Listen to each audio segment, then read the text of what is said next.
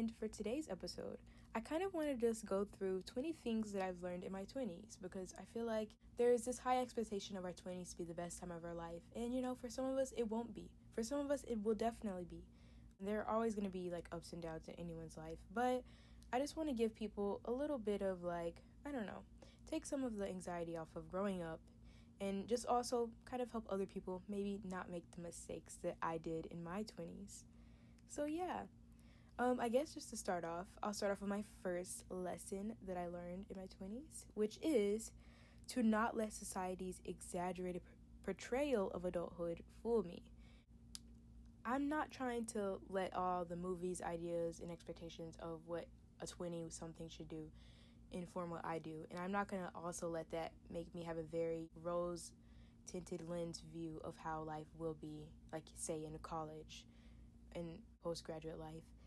But also, we shouldn't let exaggerated portrayals of adulthood rain in our parade either, because our life can also be very good and fun. Your life is what you make of it. I think the two key takeaways from this lesson is that, 1, nothing is fun unless you make it fun. So just find a way to make boring things fun, or fun things even funner if that's possible. And you should enjoy those fleeting happy moments when they come, and don't let other things and outside influences kind of make you see a situation in a different light than you originally would. So enjoy your happy moments and celebrate those wins. And don't let society's idea of a perfect life or what someone in their 20s should be doing kind of, make you feel like you're not doing enough in life, because you definitely are. You survived till today, so that's an accomplishment in itself, in my opinion. Okay, my second life lesson of my 20s would have to be that it's not selfish to put yourself first. Surprisingly, I don't know if a lot of people know this because this took me a long time to learn and realize. Everyone else puts themselves first. And you need to believe that and understand that everyone else in this world does put themselves first, whether they say that to you or not. And, if you don't put yourself first, you'll never be happy or fulfilled. That's something you need to work on. Don't do things to, please other people. You need to be yourself. And you need to also put your foot down when people do overstep your boundaries. It's your life. You should live your life the way you want to do it, as long as you're not hurting anyone else, obviously. But yeah, you need to have a healthy balance of selflessness and selfishness, I think. That's something that I've learned in my 20s. Most of the time, you should be putting yourself first so that people will not use you. Being used is not a good feeling, and it's not a good thing when it happens. And if you realize that you're being used by someone, you should definitely, put a stop to that. You can still be a good person even if you put yourself first. That's something else that took me a while to learn. It doesn't mean you're a bad person if you put yourself first. It just means that you're making sure that you're mentally and physically okay before you go on to do a bunch of things for other people. My third life lesson of my 20s would have to be not to be a people pleaser, because I'm a terrible people pleaser and I'm trying to be a recovering people pleaser in my adulthood. Being a people pleaser just leads to burnout and resentment of people. Better to address that resentment as it happens and not let it fester, because usually that just leads to a giant argument. So yeah, do not be a people pleaser. And if you are one, please look up videos or ask for professional help soon, because I'm an example of how people pleasing can actually ruin your life. Okay, my fourth life lesson of my 20s would have to be that not being completely honest is still a lie. Constructive feedback is usually the best approach to anything. A team's meeting at work, a team's meeting at school, just a conversation with one of your good friends who's asking you for advice. Omitting your personal feelings and predictions for how a situation will go is still a lie if you're not admitting that. So if you see a potential problem coming up, at least just say it. It's not going to hurt anyone's feelings. You are warning them of a potential loose end that needs to be tied. But you can always be honest and respectful. That's a good, happy medium. Okay, my fifth life lesson is that it's not that serious. We're all going to die. This can be a sad prospect of life, but it can also be a good one. Since we're all going to die, no one's going to remember all those embarrassing moments that you had that you always think about every night before you go to sleep. It's not that serious. Go for the things that you want. Admit your feelings. Tell the truth to people. And if you really love someone, tell them. Even if you see them every day, just text them and let them know, because sometimes people can forget that. It's always good to brighten someone's day if you have the capacity to. Sometimes they'll brighten your day back. So yeah, it's not that serious. We're all going to die. Don't really overthink things. As long as you know you're doing what you really want to do, then you shouldn't really overthink it. The sixth thing that I've learned as a 20-something is that you won't know something unless you try. So kind of similar to number 5. Even though we are usually very good at predicting whether or not we will personally enjoy something, sometimes you can't knock something until you try it. And if it's not going to kill you or anything like that, and it's something that you want to do or don't mind trying, you should go for it. You could find something new that you love. Okay, my 7th life lesson of my 20s would have to be practice does lead to perfection. It takes 7,000 times, I don't know the exact number, but let's just say 7,000. It takes 7,000 tries to become a pro. So don't give up on that new thing that you want to do, that new hobby, so easily. Just gain experience. The only way you can get good at something is by doing it over and over and over again until you become a pro. And if it does take, say, 2,000, 5,000 tries before you get good at something, why not try to, increase your chances of becoming a pro? Perfectionism is another thing that you should strive to move away from. But at the same time, if you want to become perfect at something, you're not going to be perfect after trying it, the first 20 times. After that, you'll get better and better. And each time you try, you learn. So definitely keep practicing if you want to become good at something. Okay, my 8th life lesson of my 20s would have to be, if you really like someone, you should tell them. The pain of not knowing stings longer than rejection. So I think, honestly, just get everything out on the table. Just be honest with your feelings. It's better to get that no now than to just live with yourself and keep thinking about counterfactuals. What if this happened? What if this happened?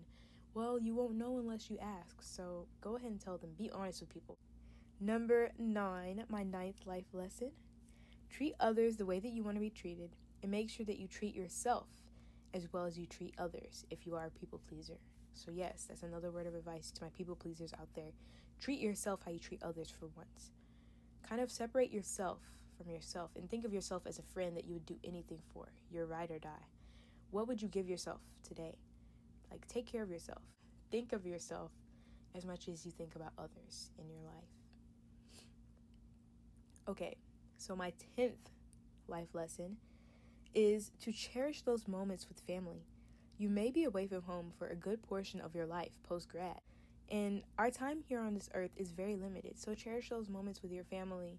Try to work through issues that you have, as long as obviously they're not too damaging and they haven't done too many bad things to you. For small minor issues, address them as they come up, because you never know when someone might not be around anymore. So it's better to have left on good terms with someone with a sense of understanding rather than leave with bad blood.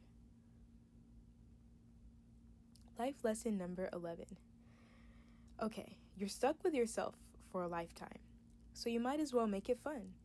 Make it a fun, bearable experience for yourself, and make sure that you change yourself for the better. We're stuck with ourselves for our lives, so we need to learn how to deal with ourselves and how to live with ourselves, and live with ourselves in a positive light. So if you don't really think of yourself in a positive light now, ask for help from others, from professionals, therapists, psychologists, and work through those issues. You're stuck with yourself forever. You should at least make yourself a bearable version of yourself. So try to make those small changes in your life that would really make you actually look in the mirror and say, I'm proud of myself today. I actually am proud of the person that I am, and I feel like I'm a good person. And just strive to be a good person. Striving towards greatness leads to greatness, as I mentioned earlier. Life lesson number 12. Everything happens for a reason, even if that reason is for no reason. I will say that again. Everything happens for a reason, even if the reason is no reason. People do stupid things. Sometimes there's no explaining why someone did something stupid. They just did it because they wanted to, or they just did it because they could. So sometimes don't dwell on the actions of others too much, because unless you're trying to be psychoanalyzing them. Everything happens for a reason. Maybe I was redirected to something better. Okay, life lesson number 13. Never let people disrespect you. Call them out as problems arise. At the bare minimum, make them repeat what they said to you that was disrespectful, so they can hear how stupid they sound saying this to you. And if you don't know what to say in the moment, just make them repeat themselves. Say, what was that? Who are you talking to? And why do you feel this way? When have I ever done this to you? Especially if you don't speak to them in that way. Tell them, you need to rethink your life and remember who you're talking to, because I know you're not talking to me. Okay, life lesson number 14. Sleep is important. I know people say it all the time, but it's true. If you want to live longer, sleep is important. You need to get at least 7 hours a day. You will have more effective vaccines too if you get like a full 8 hours of sleep the night after, you get your vaccine. So I didn't know the vaccines are less effective if you don't get sleep, which I'm not saying don't get them. It's no point. There is a point. Please, we don't need these diseases coming back. Keep polio where it is. It's taking enough lives. Get your sleep. It will help you focus better. It will help you feel better, and it will just in general make your life so much easier, and you will not walk through the day feeling sluggish and needing coffees and everything as a pick-me-up. So get your sleep, please. We need those Z's. Please get them. Life lesson number 15. Don't succumb to peer pressure. Okay, I think I've done pretty well with this throughout college and stuff like that. It's always very hard in the moment sometimes because there are moments where you just go along with what other people are doing because they're doing it. But do not succumb to peer pressure. If you don't want to drink, don't drink. You can have fun other ways. You don't always have to drink to have fun.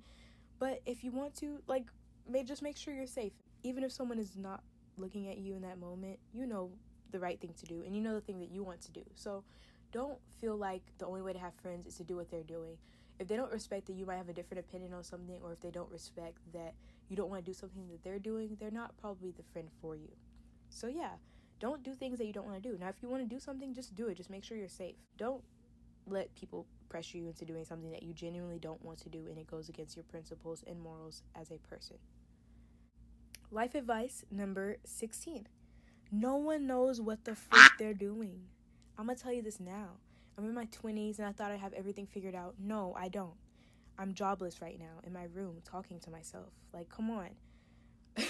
Most successful people, they fake it until they make it. And honestly, people have said that's the way that they've kind of learned to have more self-esteem and not feel so bad about kind of feeling uncertain about their future. You shouldn't feel bad for not having it all figured out. Literally, no one does. Most adults I talk to, when I ask them how are they so well put together, they're like, I don't know, I'm not. I'm just pretending, honestly. And they're just leaning on their life supports to get through the day. If anyone can be president, you see who people are choosing as president. You can and should have the audacity to apply for your dream job. You just need to have the audacity, especially for my women out there, because there are studies that prove that women, if you see a few things on that job description that doesn't match what you know how to do, you think automatically that you're not qualified. But like I said in my former advice, you don't know until you try. You don't know until you ask. So you might get a yes and not know. And honestly, jobs are supposed to be there to give you experience and to help you grow as a person. So this whole new culture of not wanting inexperienced people, but also wanting these entry-level jobs to be experienced people, that's just literally that's not going to work out. You can't gain experience unless you're given experience. So you shouldn't knock someone for not having experience. You should try to help them get the experience, but that's another tangent. You need to have more audacity. Please be daring. You see the people who are in power. I think all of us can agree that a lot of people aren't competent who are in power. They don't know what they're doing. So guess what? You should go for that job because you're probably more qualified than a lot of people who have that job now because of nepotism or whatever. But anyways, life advice number 17. Consistency is key. We are not perfect. We fail because we are human. And I like that about humans, I'm glad that we're humans. We're supposed to fail so that we can learn because life is about learning and growing.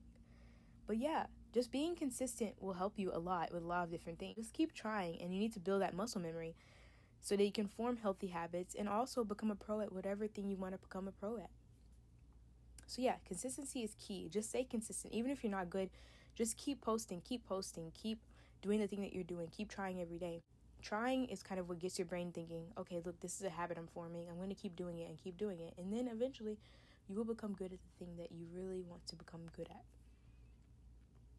Okay, the 18th thing that I've learned as a 20-something is that Rome was not built in a day. It was not, I repeat, built in a day. Your new self cannot be built in a day. So you got to eat that frog. If you procrastinate a lot, do the thing that you want to do least on your to-do list first as soon as you wake up before you do anything else. Because then, even if you waste the whole day in bed rotting, you can at least say to yourself, I was productive. I did that one very important thing that I didn't want to do, and I did it right when I first woke up. So you can feel good about yourself for the rest of the day. And usually, eating that frog and doing the one thing that you do not want to do first can help you get momentum to do other smaller tasks that you don't really want to do for the day too. So that's a good method of overcoming your procrastination. You should break up your to-do list into smaller, realistic tasks on your to-do list. I am very guilty of putting 10 things on my to-do list every day, knowing it'll be impossible to spend that many hours on that many things. So yeah, give yourself some grace. You are a human. Give yourself one thing each day that you really want to do, whether that's getting up out of bed and making your bed, whether that's brushing your teeth, literally like anything. And as long as you do that one thing, you should feel proud of yourself that day, and you should pat yourself on the back and say that you were productive because you did the one thing that you wanted to do. And life is about doing things that you want to do. So you should be proud of yourself for that. It's going to take a little while to get where you want to be, but you'll get there eventually. Okay, life advice number 19. Just do it for 2 minutes. The hardest part of any task is starting it. So for all my procrastinators out there who are like me, just for a lot of small things too, like cleaning out something, taking out the trash, sending that email, just do it for 2 minutes. Literally set a timer for 2 minutes. And for that 2 minutes, do not look at your phone. Do not go on other tabs on your computer. Focus on that task at hand. And usually by the time that timer is up, you've already started it. So you think, I might as well finish it now. And a lot of little things like that you can do within like 2 to 5 minutes. So you can get a lot done. And I highly recommend like trying out the Pomodoro method too if you're a procrastinator like me, which is where you do 15 minutes or 20 minutes of deep focused work and don't do anything else. And you have a 5-minute break after every 15-minute interval. And during the 5-minute break, you should not do your work. You should do something fun. Go doom scroll or whatever. But make sure it's only within that 5 minutes so that you can log back in for the next 15. And yeah, I highly recommend you check out the Pomodoro method too if you're a procrastinator because it's really helpful. And there's a lot of cool videos on YouTube that have music and different things that can help you stay on track so you don't have to keep setting the timers yourself on your phone. Life advice number 20. Oh, we've come to the end already. Okay. It is never weak to ask for help. This is very, very important, guys, because it's something that I still struggle with, honestly. And, you shouldn't allow yourself to suffer, especially mentally, if you know that you're going through something or if you're going through a situation in your personal life that is really, really like ruining your ability to function normally and actually, be in a healthy environment. And no one is self-made, as I've mentioned earlier. Even billionaires ask for help to get to where they are today.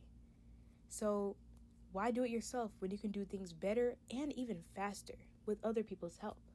You deserve to feel happy because you've survived 100% of your worst days. And I know that you can do it again. If you survived your worst day so far, you can do it for another day. And at least until you get to live the life that you want. You're not alone, and you can manage whatever you're experiencing with guidance and other people's support, your friends' support, your family's support. You can also survive these bad days by just having a commitment to trying your best each day. And just know that the first step to changing something is admitting that change needs to happen. I want you here, and I want you to be happy and healthy. So never feel weak for asking for help, and never ever feel weak for using your accommodations. Some people need more time on assignments and things like that. So reach out to your professors, let them know what's going on. The sooner you do that, the better. If you already know that something's going to be late, just email them and tell them. Usually they might even grant you an extension or even be more understanding. We're all human at the end of the day, so don't beat yourself up about things like that. But yeah, so that's my 20 life lessons that I've learned in my 20s. I hope you guys really enjoyed this video today and took something from it, whether it be something big or something small. And if there's anything that you think that you'd add to my list, please share it in the comments because I love hearing other people's wisdom and knowledge, no matter what age you are. And yeah, I just hope you have a beautiful day and let me know what other videos you'd like to see from me in the future.